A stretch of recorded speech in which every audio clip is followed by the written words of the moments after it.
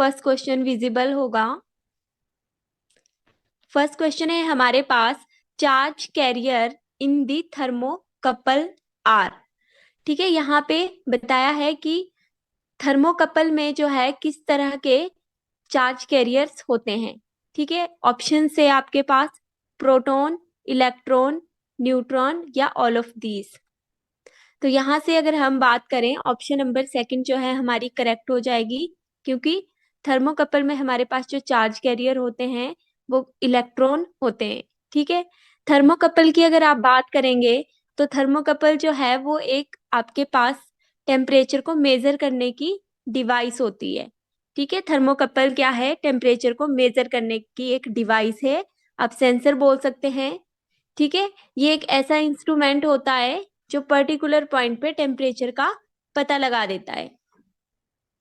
ठीक है, और यहाँ से जो है अगर हम बात करें कि टेम्परेचर अगर आपका क्या होगा, ज्यादा होगा, ठीक है, किन्हीं दो मेटल्स के बीच में, ठीक है, तो आपकी जो है इसके अंदर जो है आपका क्या होगा, इलेक्ट्रॉन्स जो है, इलेक्ट्रॉन्स की मूवमेंट होती है। ठीक है, इलेक्ट्रिकल थर्मोमीटर के अंदर।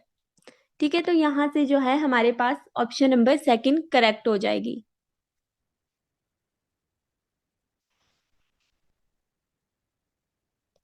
नेक्स्ट क्वेश्चन देखते हैं। क्वेश्चन नंबर सेकंड है आपके पास, what is the nature of path of an electron when it moves in a transverse magnetic field.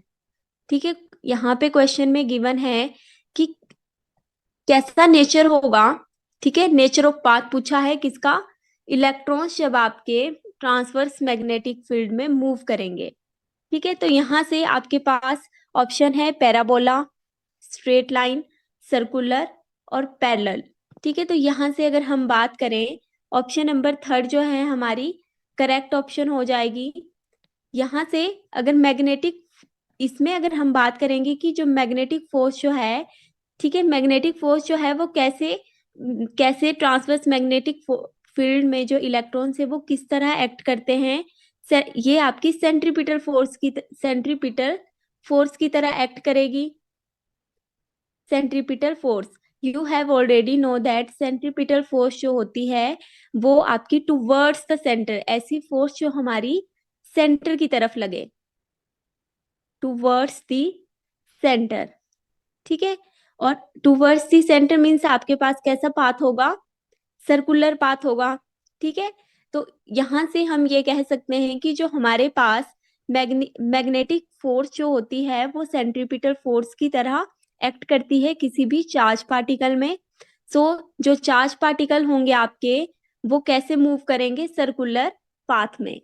तो ऑप्शन नंबर थर्ड जो है यहाँ से हमारी करेक्ट ऑप्शन हो जाएगी। आई होप आपको क्लियर हुआ होगा। ये क्वेश्चंस आपके प्रीवियस ईयर क्वेश्चन जो है आपके टैट के नॉन मेडिकल उसमें आए हुए हैं। क्वेश्चन नंबर थर्ड देखते हैं। क्वेश्चन नंबर थर्ड जो है आपके पास, अ थर्मोपाइल। ठीक है, thermopile working is based on. ठीक है, अगर यहाँ पे हम थर्मोपाइल की बात करें, थर्मोपाइल जो है आपका थर्मोकपल की तरह ही होता है। ठीक है, ये भी जो है आपकी, इसकी अगर वर्किंग जो होगी वो जो है आपकी ऑप्शन नंबर फर्स्ट, ठीक है, सीबेक इफेक्ट पे डिपेंड करती है। ठीक है, उससे पहले जो है मैं आपको बता दूं थर्मोपाइल क्या होता है। थर्मोपाइल जो है ये आपकी एक इलेक्ट्रॉनिक डिवाइस है, इलेक्ट्रॉनिक डिवाइस। ठीक है, जो कन्वर्ट करती है थर्मल एनर्जी को, ये क्या करती है? थर्मल एनर्जी को कन्वर्ट करती है इलेक्ट्रिकल एनर्जी में, इनटू इलेक्ट्रिकल एनर्जी।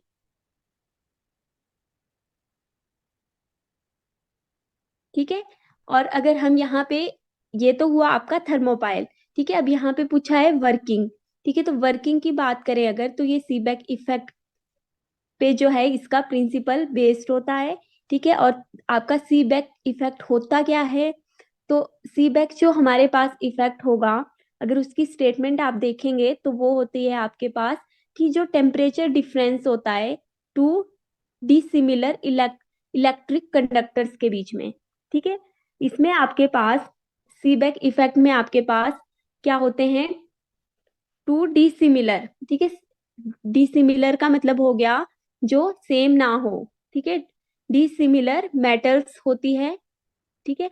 तो इनके मतलब आपके पास जो है टू डिसिमिलर मेटल्स होंगी, इनके बीच में जो ये आपके पास क्या होगा, जो करंट जो टेम्परेचर डिफरेंस आता है, ठीक है, उससे जो वोल्टेज डिफरेंस प्रोड्यूस होता है, ठीक है। और वोल्टेज डिफरेंस का यूज जो है किसके लिए करेंगे, फिर टेम्परेचर को मेजर करने के लिए। ये होता है आपके पास सीबेक इफेक्ट। नेक्स्ट क्वेश्चन देखते हैं, question number 4। The magnetic field outside the infinite solenoid is, ठीक है। तो यहाँ से जो क्वेश्चन में पूछा है कि मैग्नेटिक फील्ड जो सोलेनॉइड होता है, ठीक है, तो मैग्नेटिक फील्ड क्या होगी आउटसाइड, आउटसाइड में मैग्नेटिक फील्ड क्या होगी सोलेनॉइड में, सोलेनॉइड के, ठीक है। तो सबसे पहले हम सोलेनॉइड की बात करेंगे। सोलेनॉइड जो है इस तरह से होता है आपका, ये सोलेनॉइड है, ठीक है। सोलेनॉइड में अगर हम मैग्नेटिक फील्ड की बात करेंगे तो मैग्नेटिक फील्ड जो है वो इक्वल इन मैग्नीट्यूड, ठीक है। अगर आपका मैग्नेटिक फील्ड क्या होगी इक्वल, अब जैसे आपके पास यहाँ आप देख रहे हैं, यहाँ पे क्या है आपके पास, ये जो है यहाँ से जो है आपका सोलेनॉइड जो है ये आपकी कनेक्टेड है, कॉइल जो है बिल्कुल पास पास कनेक्टेड है, ठीक है। पास पास कनेक्टेड होने की वजह से जो है मैग्नेटिक फील्ड क्या हो जाती है, मैग्नेटिक फील्ड आपकी इक्वल होगी, और इक्वल होने से मैग्नीट्यूड तो सेम होगा बट डायरेक्शंस क्या हो जाएगी, अपोजिट डायरेक्शन हो जाएगी। और अपोजिट डायरेक्शन की वजह से क्या होगा, ये कैंसल आउट होगी, ठीक है। और कैंसल आउट होने की वजह से जो आपके पास मैग्नेटिक फील्ड होगी आउटसाइड दी सोलेनॉइड वो क्या हो जाएगी, जीरो, ठीक है। और अगर मैग्नेटिक फील्ड जो है वो डिनोटेड बाय कैपिटल बी, अगर हम टोटल मैग्नेटिक फील्ड की बात करते हैं तो टोटल मैग्नेटिक फील्ड जो है वो आप इस तरह से फॉर्मूला अप्लाई कर सकते हैं, b1 vector plus b2 vector plus b3 vector plus so on plus, अब जैसे ये सोलेनॉइड अगर nth टर्म तक है तो आपका जो है nth, ठीक है। तो मतलब यहाँ से जो है आउटसाइड अगर हम सोलेनॉइड की बात करेंगे मैग्नेटिक फील्ड की तो वो क्या हो जाएगी, जीरो, क्योंकि ये जो है पास पास कनेक्टेड होने की वजह से एक दूसरे को कैंसल आउट करेंगे। आई होप आपको ये क्लियर हुआ होगा। नेक्स्ट क्वेश्चन फिफ्थ की बात करते हैं। फिफ्थ क्वेश्चन है हमारे पास केपलर सेकंड लॉ, ठीक है। केपलर सेकंड लॉ जो है वो किसके ऊपर बेस्ड है, न्यूटन ऑप्शन से न्यूटन सेकंड लॉ के ऊपर, स्पेशल थ्योरी ऑफ रिलेटिविटी, या न्यूटन थर्ड लॉ, या लास्ट वन ऑप्शन है कंजर्वेशन ऑफ एंगुलर मोमेंटम, ठीक है। तो यहाँ से जो है लास्ट ऑप्शन जो है हमारी वो करेक्ट हो जाएगी, कंजर्वेशन ऑफ एंगुलर मोमेंटम। अगर आप केपलर के सेकंड लॉ की बात करेंगे तो आपके पास ये इलेप्टिकल है, ठीक है, शेप। और यहाँ पे क्या है आपके पास, लेट अस सपोज यहाँ पे सन है, ठीक है। और सन के around you have already know that sun के अराउंड जो है आपके प्लेनेट्स की मूवमेंट होती रहती है। तो यहाँ से कंजर्वेशन ऑफ एंगुलर मोमेंटम की अगर हम बात करते हैं तो कंजर्वेशन ऑफ एंगुलर मोमेंटम क्या होता है, ये आपके पास जो है स्पिनिंग स्पिनिंग पे वर्क करता है, ठीक है। इसका क्या मतलब है कि ये सबसे पहले तो आपकी फिजिकल प्रॉपर्टी है किसकी, स्पिनिंग सिस्टम, ठीक है, spinning system, physical property of a spinning system, ठीक है, such that spin remain constant, जिसकी वजह से जो स्पिन है वो क्या होती है, कांस्टेंट होती है, ठीक है। और जिसकी उसकी कांस्टेंट होने की वजह से ये एक्ट करती है आपकी, ठीक है, it is acted upon a torque, ठीक है। तो यहाँ से अगर हम बात करें स्पिनिंग का क्या मतलब है, आप यहाँ पे कॉन्सेप्ट को समझेंगे कि जैसे आपके पास सन के अराउंड जो है प्लेनेट्स की मूवमेंट होती रहती है, लेट अस सपोज ये आपका सन है, ठीक है। तो यहाँ पे अगर हम बात करें इस तरह से कि यहाँ पे एक प्लेनेट है, तो प्लेनेट से, ये प्लेनेट है आपका, ठीक है, प्लेनेट से मैं जो है एक जो है लाइन ड्रॉ कर देती हूँ सन तक, ठीक है। अब क्या हुआ कि कुछ ना कुछ वेलोसिटी है, प्लेनेट्स तो मूवमेंट करते रहते हैं, कुछ टाइम के बाद जो है प्लेनेट्स की मूवमेंट हुई तो वो यहाँ तक पहुंच गया। ठीक है, तो यहाँ से यहाँ तक आप एक लाइन ड्रॉ करेंगे तो ये कुछ ना कुछ एरिया क्या करेगा, कवर करेगा। ठीक है, इसी तरह से अगर हम बात करें कि प्लेनेट यहाँ पे है और यहाँ से आप फर्दर एक लाइन ड्रॉ करते हैं, ठीक है, और यहाँ पे जो है ये इसकी मूवमेंट हो गई। ठीक है, प्लेनेट्स जो है अपने एक्सिस पे जो है मूवमेंट कर रहा है। ठीक है, फिर से आप ड्रॉ करेंगे तो इसने कुछ ना कुछ यहाँ से भी एरिया कवर किया। अब आप देखेंगे हम यहाँ पे क्या बात करेंगे, जो ये वाला डिस्टेंस जो ट्रेवल किया है प्लेनेट ने और ये वाला, ठीक है, मतलब लेट अस सपोज मैं इसको जो है ए बी नाम दे दूं, ठीक है, और इसको सी डी नेम दे दूं, तो मैं यहाँ पे बोलूंगी कि ए बी जो मेरा है वो सी डी के इक्वल है, क्योंकि हमने यहाँ पे क्या पढ़ा, स्पिनिंग सिस्टम है, जो स्पिन क्या रहती है, रिमेन कांस्टेंट। यहाँ से आपको एक चीज क्लियर हुई कि अगर आपका मोमेंट ऑफ इनर्शिया क्या होगा, ठीक है, इनर्शिया अगर आपका क्या होगा, ग्रेटर होगा, ठीक है, तो आपकी एंगुलर स्पीड मतलब ओमेगा, एंगुलर स्पीड क्या होगी, लेस होगी। इट मीन्स इसका ये मतलब हुआ कि अगर सन जो है, प्लेनेट जो है सन से अगर दूर होगा तो स्पीड क्या होगी, जो रेवोल्यूशन हो रही है, ठीक है, जो प्लेनेट्स अराउंड घूम रहे हैं तो वो क्या, उनकी एंगुलर एंगुलर जो है आपकी एंगुलर मोमेंटम क्या होगा, कम होगा। ठीक है, और अगर आप सन जो है प्लेनेट के नियर होगा तो आपकी जो है एंगुलर मोमेंटम क्या होगा, ज्यादा होगा और मोमेंट ऑफ इनर्शिया लेस होगा। तो यहाँ से जो है ऑप्शन नंबर 4 जो है आपकी करेक्ट ऑप्शन हो जाएगी। आई होप आपको क्लियर हुआ होगा।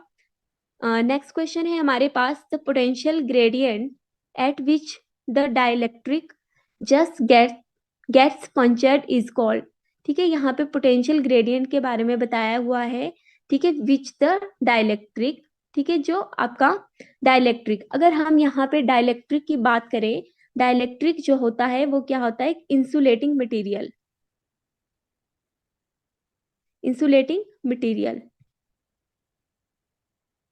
और ये जो है इंसुलेटिंग मतलब डाइलेक्ट्रिक जो होता है वो करंट, उसमें हम करंट को, इलेक्ट्रिक फील्ड जो है वो करंट को फ्लो नहीं करवा पाते हैं।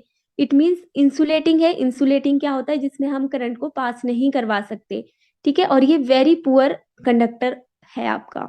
ठीक है, और यहाँ पे अगर पोटेंशियल ग्रेडियंट की अगर हम बात करेंगे तो पोटेंशियल ग्रेडियंट क्या होता है, rate of change of potential with respect to displacement. ठीक है, ये तो हो गई इसकी बात, बट यहाँ पे बात आती है कि पोटेंशियल ग्रेडियंट जो है आपका एट विच द डाइलेक्ट्रिक, ठीक है, तो उसको क्या कहते हैं, तो उसको जो आप बोलेंगे उसको बोलेंगे option number first, dielectric strength. ठीक है, डाइलेक्ट्रिक स्ट्रेंथ की अगर हम बात करेंगे तो डाइलेक्ट्रिक स्ट्रेंथ जो एक इलेक्ट्रिक स्ट्रेंथ होती है, ठीक है, जो क्या करती है कि अगर आपके पास जो है मोर इलेक्ट्रिक फील्ड अगर किसी भी कंडक्टर से पास होती है तो ये क्या करता है, उसको मतलब सहन करके break down, without break down जो है करंट को पास करवा देता है। ठीक है, डाइलेक्ट्रिक स्ट्रेंथ हम उसे बोलेंगे जो ज्यादा करंट होने पे, मतलब ज्यादा इलेक्ट्रिक फील्ड को जो है ये क्या कर देता है, विदाउट ब्रेक डाउन जो है अलो कर देता है चार्ज को। ठीक है, तो यहाँ से ऑप्शन नंबर आपकी फर्स्ट करेक्ट हो जाएगी। Now move to next question, question number 7। Question number 7 है आपके पास, the momentum of a particles is numerically equal to kinetic energy. ठीक है, यहाँ पे the velocity of the particle is, ठीक है, यहाँ पे मोमेंटम की बात की है। मोमेंटम, अगर हम मोमेंटम का फॉर्मूला देखेंगे वो होता है M V square, sorry M V. ठीक है, और अगर न्यूमेरिकली इक्वल, इक्वल मीन्स हमने इक्वल लगा दिया, किसके इक्वल बताया है, kinetic energy, half M V square, और आपको वेलोसिटी निकालनी है। ठीक है, तो मैं क्या करूंगी, यहाँ से मैं वेलोसिटी निकाल लेती हूँ। तो यहाँ से अगर आप v को ही यहाँ रहने देते हो, बाकी सारी चीजें आप दूसरी साइड ले आएंगे, तो आपका क्या रह जाएगा, 2, ये एम वी यही है, ये यही रहेगा 2 एम वी, और जो ये वाला एम वी, एक एम वी जो है एक v तो आपने यहीं रख लिया है क्योंकि वेलोसिटी निकालनी है, एक v को आप दूसरी साइड लेके जाओगे, डिवाइड में जाएगा, ये आपका कैंसिल हो जाएगा। तो इट मीन्स आपके पास वेलोसिटी जो आएगी वो कितनी आएगी, 2 मीटर पर सेकेंड। यहाँ से जो है ऑप्शन नंबर फर्स्ट हमारी करेक्ट ऑप्शन हो जाएगी। ये क्वेश्चंस आपके प्रीवियस स्टैट के पेपर में आए हुए हैं। इससे रिलेटेड न्यूमेरिकल्स आपने जो है प्रिपेयर करने हैं। नेक्स्ट क्वेश्चन की तरफ मूव करते हैं। नेक्स्ट क्वेश्चन है हमारे पास question number 8, SI unit of electric flux. ठीक है, एसआई यूनिट बतानी है हमें इलेक्ट्रिक फ्लक्स की। ठीक है, तो इलेक्ट्रिक फ्लक्स जो होता है वो क्या होता है, total number of lines of force passing through unit area of a surface. ठीक है, कि total number of lines of force, ठीक है, total number of lines of force जो है जब वो पास होती है किसी भी यूनिट एरिया ऑफ सरफेस से परपेंडिकुलरली, उसको बोलते हैं इलेक्ट्रिक फ्लक्स। ठीक है, तो electric flux denoted by phi, और इसका फॉर्मूला हो गया E/S। ठीक है, E यहाँ पे इलेक्ट्रिक फील्ड है, और अभी हमने डेफिनेशन पढ़ी थी। ठीक है, इलेक्ट्रिक फील्ड, और आपके पास S यहाँ पे एरिया हो गया। ठीक है, तो यहाँ से अगर हम बात करें तो यहाँ से जो है इलेक्ट्रिक फील्ड की अगर हम बात करेंगे, इसकी यूनिट होती है न्यूटन पर कूलम, और अगर आप एरिया देखेंगे तो एरिया आपको पता है कि मीटर स्क्वायर। ठीक है, तो यहाँ से मेरी जो यूनिट बन जाएगी वो क्या बन जाएगी, न्यूटन मीटर स्क्वायर पर कूलम। तो ऑप्शन नंबर सेकंड जो है यहाँ से हमारी करेक्ट ऑप्शन हो जाएगी। नेक्स्ट क्वेश्चन की तरफ मूव करते हैं। क्वेश्चन नंबर 9, क्वेश्चन नंबर 9 है हमारे पास, when the temperature is increased. ठीक है, अगर टेम्परेचर इंक्रीज होता है किसी भी वाटर का, तो आप बताएंगे कि वाटर का सरफेस टेंशन क्या होगा। ठीक है, तो surface tension of water is, तो यहाँ से जो है ऑप्शन नंबर थर्ड आपकी करेक्ट हो जाएगी। इसको समझेंगे कि अगर आपकी टेम्परेचर इंक्रीज होगा तो टेम्परेचर इंक्रीज होने की वजह से क्या होगा, आपके पास काइनेटिक एनर्जी भी क्या होगी, इंक्रीज होगी। Kinetic energy also increase. ठीक है, और काइनेटिक एनर्जी के इंक्रीज होने की वजह से यहाँ पे कौन सी फोर्स एक्ट करेगी, इंटरमोलिकुलर फोर्स। ठीक है, मॉलिक्यूल्स में आपकी इंटरमोलिकुलर फोर्स जो है वो क्या हो जाएगी, एक्ट करेगी, और वो लोअर होगी। ठीक है, मतलब यहाँ पे काइनेटिक एनर्जी बढ़ने की वजह से काइनेटिक एनर्जी इंक्रीज होगी, जब टेम्परेचर बढ़ेगा तो काइनेटिक एनर्जी बढ़ेगी, और मॉलिक्यूल्स की, ठीक है, वाटर के मॉलिक्यूल्स की काइनेटिक एनर्जी इंक्रीज होगी, और मॉलिक्यूल्स जो है आप इंटरमोलिकुलर फोर्स एक्ट होगी मॉलिक्यूल्स के बीच में। ठीक है, और ये इंटरमोलिकुलर फिर जो आपकी फोर्स है वो क्या हो जाएगी, लोअर। ठीक है, कम हो जाएगी, और कम होने की वजह से सरफेस टेंशन क्या हो जाएगी, डिक्रीज हो जाएगी। आई होप आपको ये क्लियर हुआ होगा कि किस तरह से आपका जो है टेम्परेचर बढ़ने से सरफेस टेंशन डिक्रीज होता है। लास्ट क्वेश्चन की तरफ मूव करते हैं। क्वेश्चन नंबर 10 है हमारे पास, speed of sound in air is. ठीक है, स्पीड ऑफ साउंड हमें बताना है कि कितनी स्पीड होती है साउंड की एयर या वैक्यूम में। तो ऑप्शंस जो है आपके पास यहाँ, ऑप्शन नंबर थर्ड जो है करेक्ट ऑप्शन हो जाएगी। अगर हम स्पीड ऑफ साउंड की बात करें एयर या वैक्यूम में, तो वो होती है 344 मीटर पर सेकेंड। आज की सीरीज में जो है हम इतना ही करेंगे। आई होप आपको सारे क्वेश्चंस क्लियर हुए होंगे। Thank you so much for watching this video. अगर आपको ये वीडियो अच्छी लगे तो आप अपने दोस्तों के साथ इसे शेयर भी कर सकते हैं, और लाइक और सब्सक्राइब करना आप बिल्कुल ना भूलें। इसी के साथ जो है हम इस वीडियो को एंड करते हैं। Thank you so much for once again.